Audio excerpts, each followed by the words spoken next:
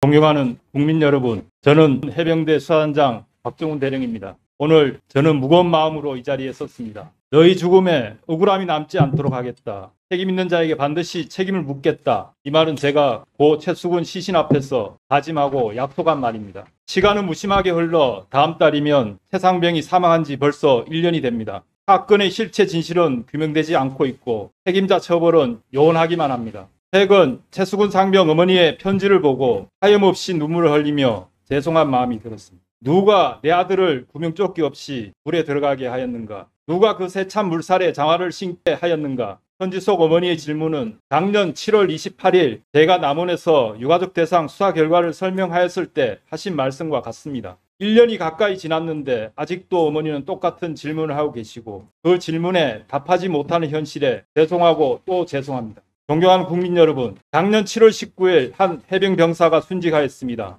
그는 우리 모두 알고 있는 최수근 상병입니다. 사고 발생 즉시 저는 해병대 수사단 소속 수사관들과 함께 낮과 밤을 가리지 않고 혼신을 다해 수사를 했고 그 결과를 해병대 사령관에게 보고하였습니다. 평소 같으면 수사단에서는 수사 결과를 해군 수사단 및 국방부 조사본부로 보고하고 관련 사건 기록 일체를 관할 경북 경찰청으로 넘겼을 것입니다. 하지만 해병대 사령관은 1사단장 보직 교대가 필요하다고 판단하고 그에 앞서 저에게 수사 결과를 직접 총장 및 장관께 보고하라고 지시했던 것입니다. 실제로 7월 30일 16시 30분경 장관 보고 시 제가 먼저 수사 결과를 보고하고 당시 배석하였던 모든 인원들이 밖으로 나간 후 약 15분간 사령관이 장관을 독대하면서 사단장 후속 인사 등에 대하여 보고하였습니다. 보고는 순조롭게 마쳤고 이제 절차대로 언론 브리핑, 사건 서류 이첩만 하면 되었습니다. 하지만 7월 31일 12시경 장관 보고 후 하루도 지나지 않아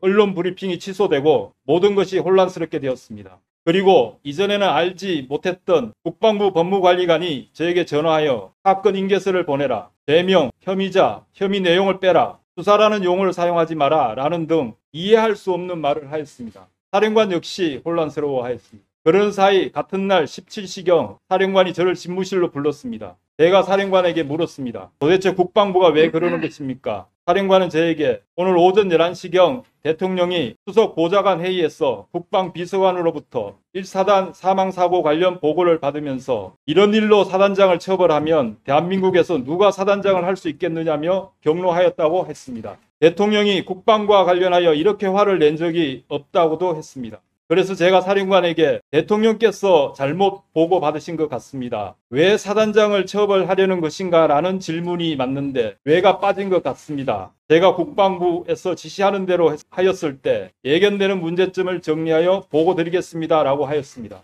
이후 저는 중앙수사대장, 1광역수사대장, 수사지도관 등과 함께 이 문제에 대하여 논의하였고 과거 사이버 댓글 사건 수사 외압 관련 국방부 장관, 조사본부장이 구속된 사례를 회상하면서 수사 서류를 변경할 수 없는 이유를 정리하였습니다. 언론에서 이미 공개된 고 상병 최수근 익사 사건의 관계자 변경 시 예상되는 문제점이라는 문건입니다. 저는 사령관에게 동문건을 보고하면서 상급 부대인 국방부 조사본부에서 재검토할 것을 건의드렸습니다. 사령관도 동의하였고 그렇게 일은 마무리될 것으로 생각하였습니다. 하지만 이후에도 법무관리관은 저와 이틀에 걸쳐 5회 통화하면서 혐의자, 혐의 내용 등을 빼라, 혐의자를 직접적 과실 있는 자로 한정하라는 등의 말을 하였습니다. 이제 와서는 법무관리관은 단순히 의견 제시를 하였다고 하지만 단순한 의견 제시라면 왜 이틀에 걸쳐 5회씩이나 통화할 이유가 없습니다. 심지어 법무관리관도 자신의 발언이 위험하다고 느꼈는지 외압으로 느끼십니까? 라고 묻기도 했습니다. 국방부의 수사 외압은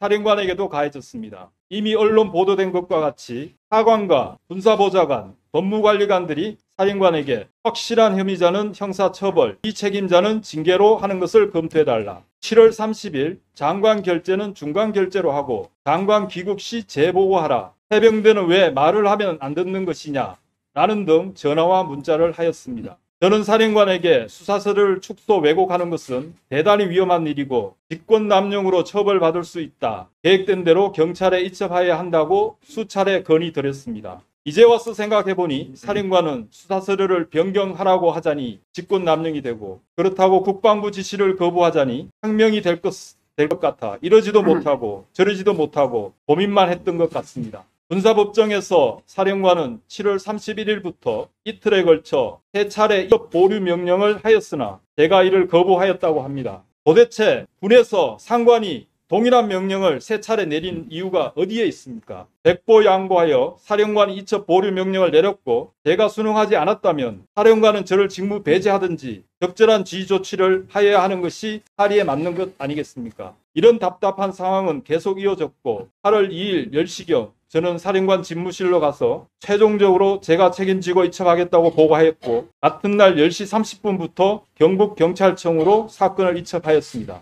이후 언론 보도와 같이 저는 보직 해임되었고 집단 항명 수계, 구속영장 청구 등을 거쳐 현재 기소되어 군사재판을 받고 있습니다. 존경하는 국민 여러분, 저는 현재 사령부로부터 약 4km 떨어진 독립수경지 사무실에 격리되어 11개월째 아무런 임무 없이 출퇴근만 하고 있습니다. 모든 업무로부터 배제되고 부하들과의 자유로운 접촉도 차단된 상태입니다. 한 개인이 국가 권력을 상대로, 그것도 최고 권력을 상대로 이렇게 버틴다는 것은 기적 같은 일입니다. 매일 죽음 같은 시간을 보내면서도 제가 참고 견딜 수 있는 힘은 오로지 국민 여러분들의 지지와 응원이 있기 때문입니다. 이 자리를 빌려 진심으로 감사드립니다. 또한 더 멀리 백령도에서 김포, 포항, 제주도까지 전후방 각지에서 자신보다 해병대와 국가를 위해 헌신하는 대다수 해병대 전우 여러분들께 진심으로 죄송한 마음을 전합니다. 본의 아니게 해병대 명예가 실추되고 국민들로부터 조롱거리가 되는 모습에 너무 가슴이 아픕니다. 제가 사랑하고 청춘을 보낸 해병대가 어쩌다가 이렇게 되었는지 감히 국민 여러분께 청원합니다. 제가 아는 대한민국 해병대 대다수 지휘관들은 자신의 안위보다 부하를 살피고 솔선수범하며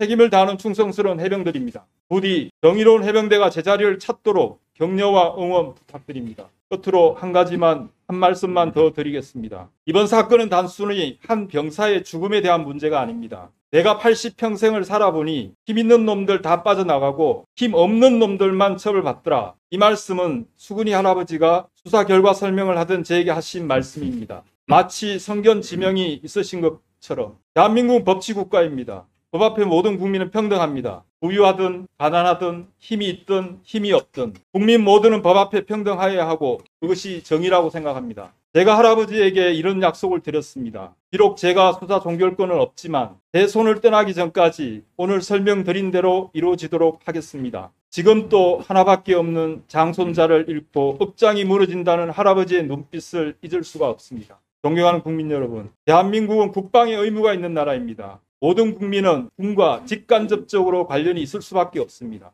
이번 사건은 반드시 올바르게 처리되고 책임 있는 자들은 합당한 책임을 져야 합니다. 그래야 제2의 수군이 같은 억울한 죽음을 예방할 수 있기 때문입니다. 부디 우리 사회의 진실을 밝히고 정의는 살아있음이 증명되도록 도와주세요. 저의 말을 경청해 주셔서 감사합니다.